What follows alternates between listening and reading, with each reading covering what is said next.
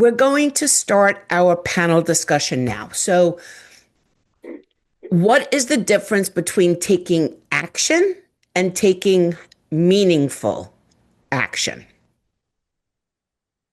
Oh, Julie, okay, go ahead, Cassandra. I think, at least for me, doing something if it doesn't impact other people or yourself in a way, I think is how you can find meaning. Earlier, somebody said, look at like frustration as a way to, like, for me, I was like frustration as a catalyst. So, in previous roles, or even currently, what I do is consulting, I look at what's frustrating people the most that's going to make them happier. That's how I find meaningful action. Excellent. Julie? I think I think that's a good question because there's a difference between just being busy and then getting somewhere, right? Because we can be busy but staying in place, right? Not moving, but we're busy. We're doing all kinds of tasks. And how are these tasks? I think it's important to take these like 5 minutes every day to think, okay, what am I doing today that's important, that's bringing me to my goal? And at least inserting one of these elements every day. And then, obviously continue doing the tasks that you need to do to function either in your job or in your life, especially if you're balancing, if you're a situation like me where you're balancing work and young kids and, you might find yourself always doing something. So these little 5 minutes, super important. They're hard to find, but if you know, make yourself do it. It'll make a big difference. I actually do a podcast with Sarah Ohannison, who is a productivity coach, and it's called Time Management Tips in 20. And one of the things that she said to me, and I shared it in the chat, was just block off your calendar for 30 minutes a day or 1 hour during the week. And that is you time. If you want to go take a walk, go take a walk. If you want to go make a sandwich, go make a sandwich. If you want to ask people for LinkedIn recommendations, do that. If you want to figure out what the next step is in learning something that you want to learn, that is your time. And nobody can take it from you unless you give it away. Wendy, what's the difference between taking an action and taking a meaningful action? Well, I believe kind of piggybacking what they said is we live in a very go go go environment, and so not being bogged down because we have our to-do list, right? Those are kind of like our action steps. And I think it also depends at what level you're in something. If you're building something new, if you've started a new career, a new job, certain things are going to be meaningful actions because they're getting you to that next step, that next goal. And then some are just, we just have to act, we just have to do. So again, going back to that, I love going away. I need to do it more in my calendar, but I love having that time in to say, this is my time to think about the meaningful, the things that are really gonna, ignite my soul. Let me have this time so that then I can put them into my action plans. Maggie? Just to kind of like simplify it with some related words, I would say you could think of it just action as, it could be easy, it could be repetitive. It's kind of like the tasks you do for maintenance, right? Versus meaningful action is it could be hard and something that nobody else wants to tackle, and it's probably going to add value and it's going to potentially create ripples. Uh, so that's kind of how I just decided to Yeah. create the dichotomy in my head. Yep. Well, that was very thought provoking, quite frankly. Now you have me thinking about it. So there you go. Okay. How do you recognize the difference between ambition that's become difficult to sustain and one that has genuinely reached the end of its purpose? In other words, it's very hard to say, I'm giving this up after you've gone a long time. Sometimes we do things because we're like, I'm not, I'm going to keep doing it. Right. So that is the essence of that question. Cassandra, you seem to resonate with this one. I think, like, for me personally, like, you know this, but we had to close the shop that I worked for initially due to like personal reasons. And my first instinct reaction to that was everything I just did was for nothing. Like that was my literal gut reaction. But the more distance I get from it, obviously it was worth every minute that I spent in that shop because all of the things that I learned. And we talked about this yesterday too. I heard a lot of sometimes the universe pushes you in places that you probably weren't ready to go.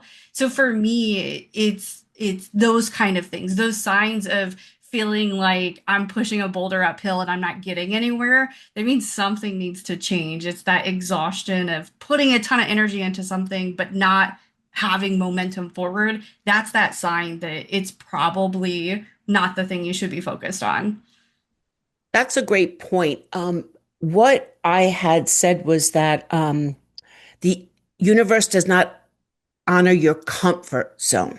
So Yeah. that does not mean you're not ready to move. It means that the fear of moving is what is holding you back. So the universe comes along and says, okay, you had months now to look for another job and to use these new Yep. skills. And because you're not, we're going to take away the thing that is your comfort zone, which is knowing you have a job every day. So yeah, great point. Wendy? Yeah, I would think for me, a lot of the times she mentioned Boulder, and I definitely align with that visually, but I also resonate a lot with open and closed doors. That's where I've looked at different things that I've done in my careers. Um, and if they're kind of open and they swung open and they were easy and they stayed open and I moved forward, I'm like, oh, this is what I'm supposed to be doing. Right. But a lot of times we can actually like kick down the door, like full, foot ahead. Sometimes that's right that we're trying to make it happen. No pun to my business name, but we literally are making that door open. And I think sometimes that should be a click that maybe this isn't meant.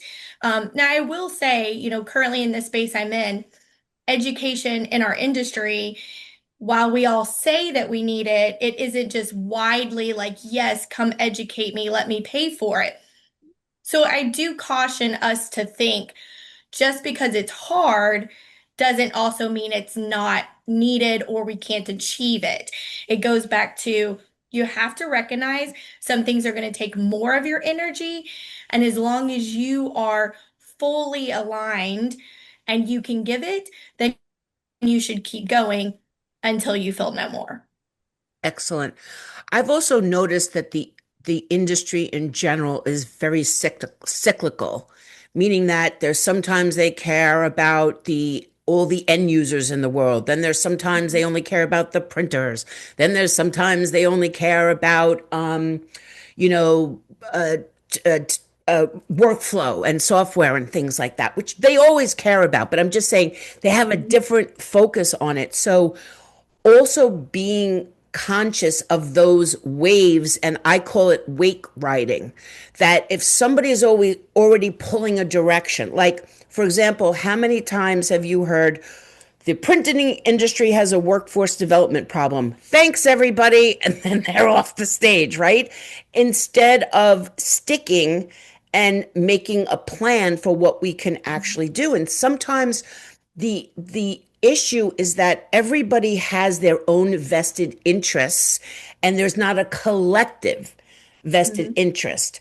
But that means that it's going to be harder to push that rock up the hill, but it is still possible, especially since there are other people out there who feel the same. So leaving your comfort zone to get that support, to ask for help, is also something else. But to your point, with the mutual benefit in mind.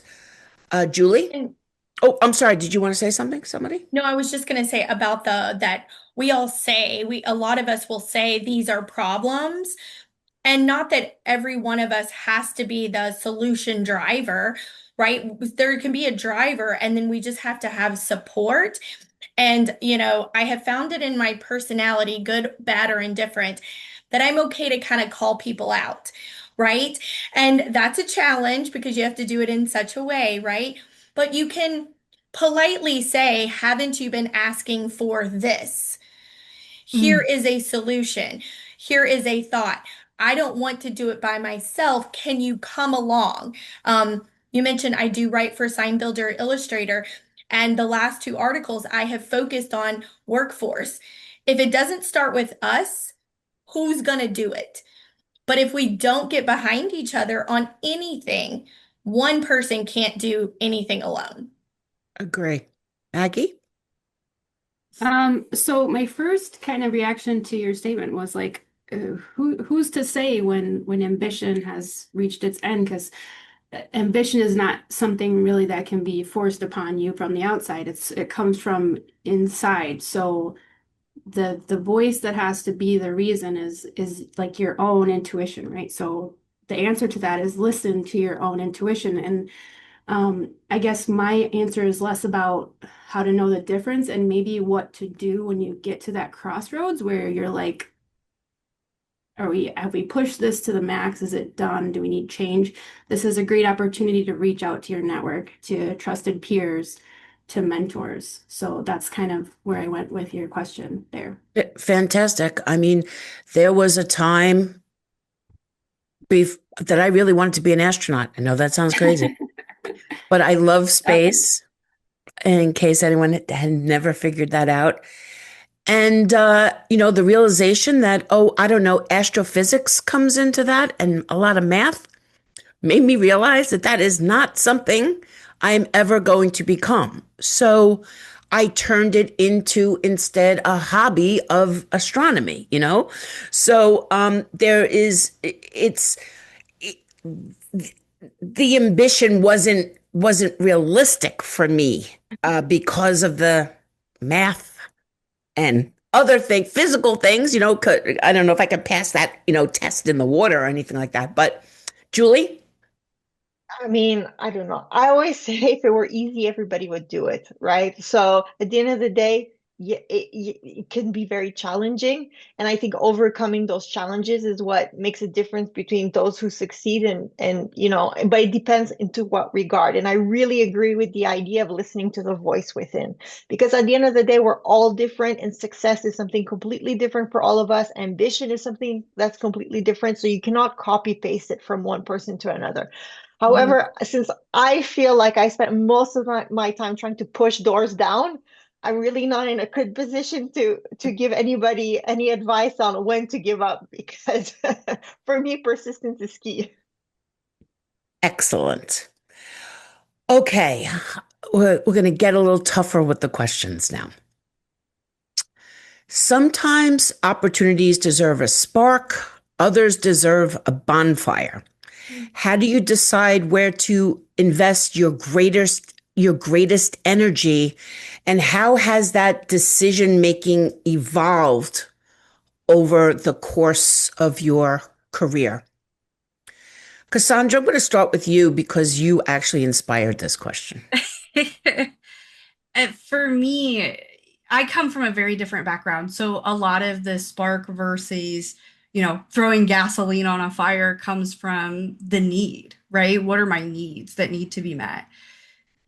We talk about, so at first, right, I needed a job. So it's, I'm throwing that gasoline on finding that interview that's going to land me a job, that kind of thing. But that always changes based off of where I'm at in my current position in life, right? I'm running a business that's very different than being in a business and helping people. So I'm always looking at, again, like what's going to make the biggest impact and what's going to not only make my life easier, but the people I work with lives easier. Like quality of life improvement is always the thing I'm throwing gasoline on every single day. Julie? I'd say I know there's a lot of knowledge, experience sharing out there that says you have to be very strategic and thoughtful about what you do. And I'm sure that's great, but I've never been able to apply that. So I'm being completely honest.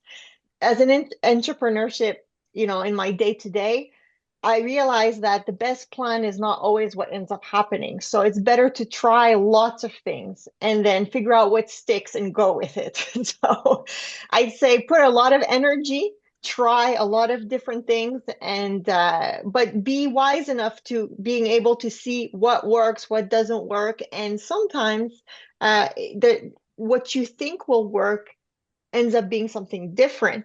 So yes, being adaptable also, I'd say. Love it. And if anybody has any strategies to give me about how being more thoughtful in the trying, I'm happy to listen. I I'd think love you have it to under control. Go ahead. just to add to that thought is I like what's the difference? What deserves, a spark versus a bonfire? I would say don't waste, like inspired by Julie, don't waste so much time thinking about it. Don't get bogged down and like what's the end result? What are people going to think? What's going to happen? What's the worst that could happen? What's the best that could happen? Just try, like Julie said, just try stuff. Try stuff because not everything is going to stick. And if you're trying, somebody earlier in the chat said try or buy. I love that. Then you're making progress, even if it's to find out that's not the right one. That's not the right thing. I said try or buy because Kasandra was either going to be a salesperson or be unemployed. I love Um, it. I would like to add to that too, because that was the one differentiator within the business that I worked for.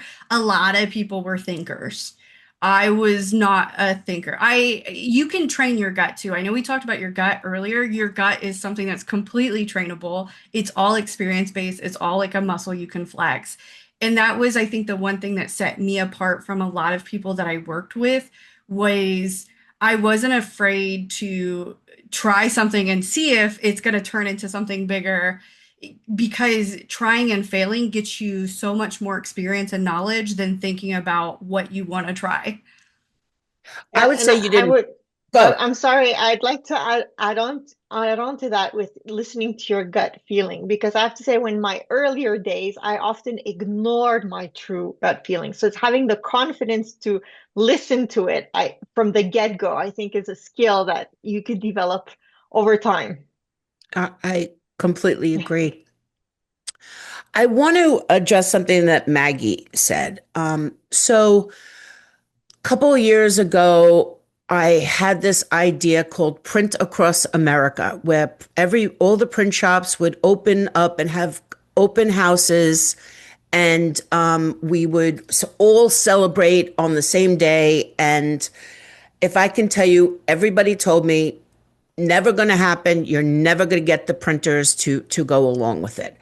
And I was like, they're right, because the printers don't have time to go along with it. So I'm going to give them everything they need. I gave them email blasts. I gave them design files for posters, for emails, social media. I gave them everything they could possibly need. And I refused. The more people told me I could not make it happen, the more I was like, oh, keep telling me I can't make it happen. So we had more than 100 print shops participate. And yeah, Jamie the printer had one, and he still has it. He had that developed an internship program for his company. He has interns coming there now. So I made it happen. But I was like, to sustain this is impossible without many more people supporting it. And I don't have the time or the energy to convince people about this again. So I abandoned it. It's still a good idea. I would love to, put a log in that fire at another point in time.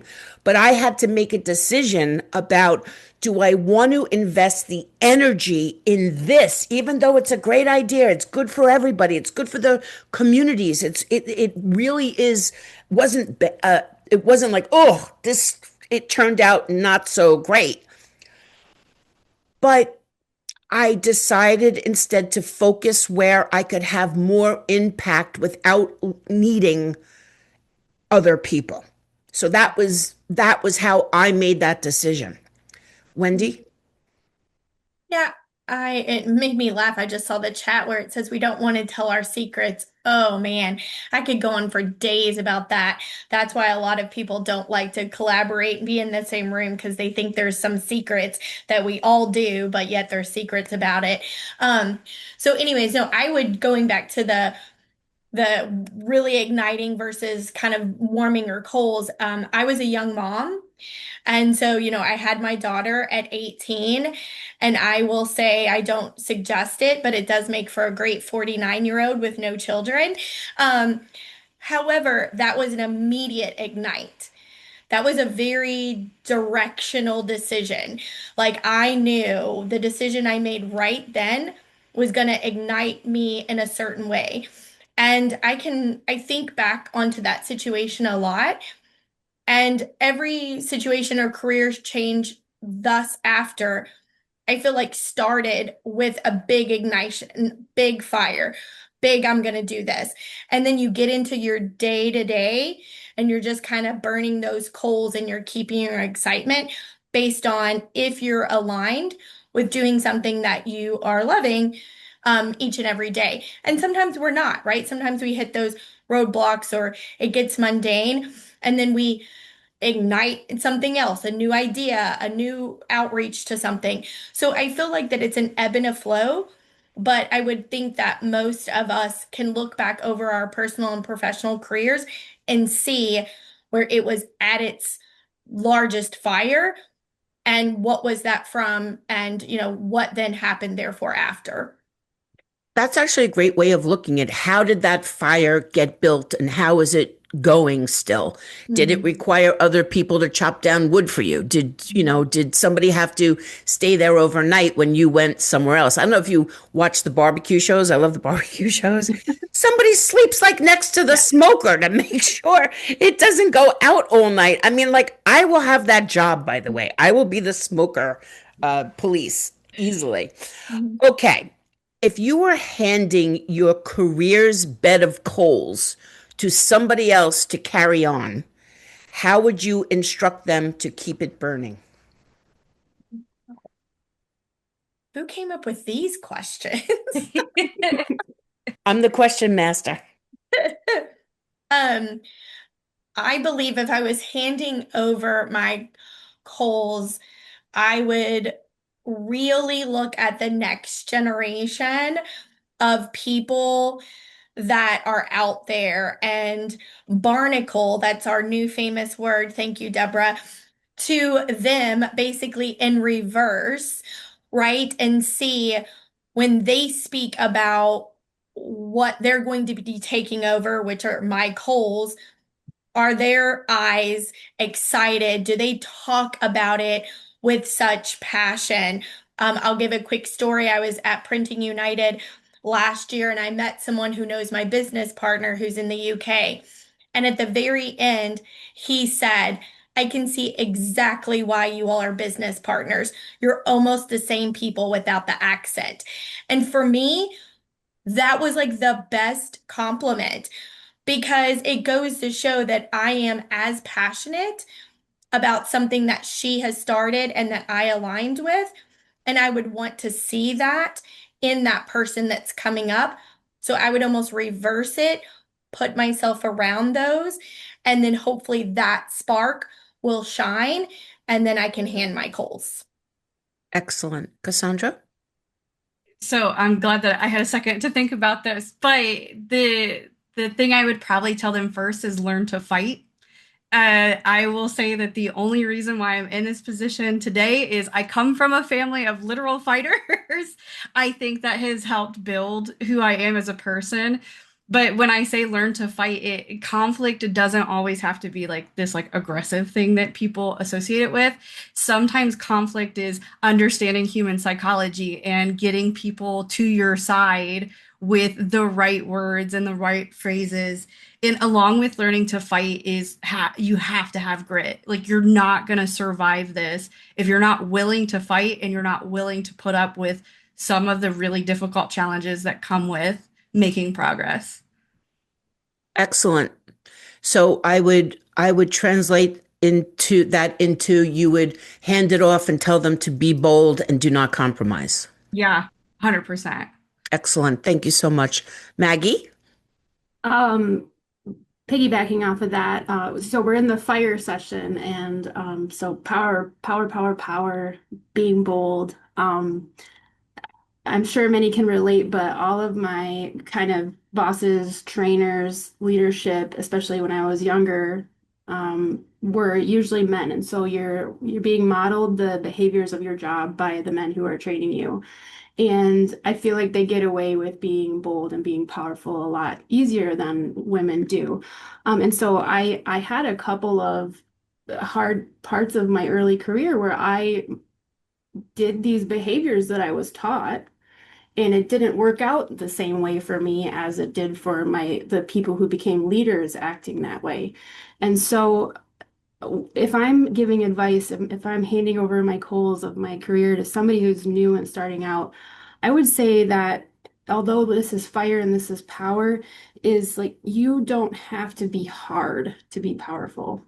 And the softness that I carry with me for other people, the well-being for others that I carry on my back, whether good or bad, as I go through my career, like that has served me well. And as I think it's an okay way to be powerful. You don't have to be strong and loud and like Kasandra said, having conflict. Yeah. There's some social dynamic that the most powerful person in the room is often the person who says nothing. They have nothing to say. They're just taking everything in and absorbing, and then they will go figure things out later. Julie, wrap it up for us. I'd say that, handing over coals to younger generation, I'd say the younger generations have a lot of energy. I think we have to continue allowing them to have that energy. I think in early career, I found more people trying to discourage me or to calm me down and Mhm. actually tell me that my boldness was, not an attribute that was necessarily valued. That I feel like we now can take that experience and allow the younger generations to be bold. I think that's a big step, but also because we're in the printing industry and we all know that bringing in new generation to the printing industry is something that's really crucial to the long-term growth of the industry. I'd say we all have a responsibility to to to to showcase how wonderful our industry is and hopefully find these coals that we could eventually light. So if we all go out there and talk about how great the printing industry is and how it can be a wonderful career to have, at the end of the day it'll be a necessity for the industry. I love it. And I would just add that if I were handing my coals off, I would say no idea is too crazy.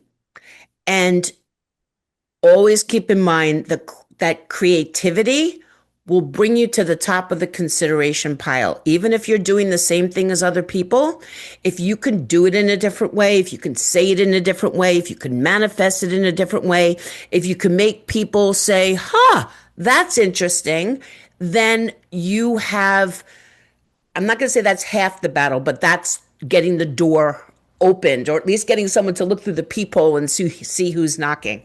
So that's what I would say. Stay crafty, people. Ladies, thank you so much for an amazing fire session. Sandy has put a feedback survey in the chat. If everybody can just take, I don't even, I think it's 5 short questions. You could just click in that would be awesome. We will take a 2-minute break and we will be back with our lunchtime presentations. Thank you so much, everybody.